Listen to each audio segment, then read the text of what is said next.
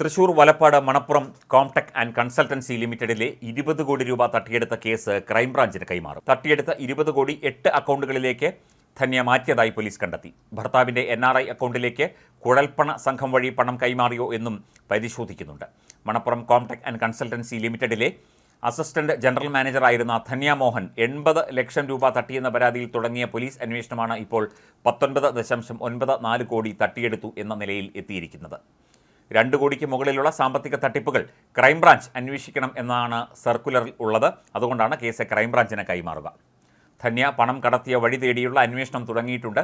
ഇവരുടെയും ബന്ധുക്കളുടെയും 4 വർഷത്തെ അക്കൗണ്ട് വിവരങ്ങൾ ശേഖരിച്ചു. ധന്യയ്ക്ക് മാത്രം 5 അക്കൗണ്ടുകളാണ് ഉണ്ടായിരുന്നത്.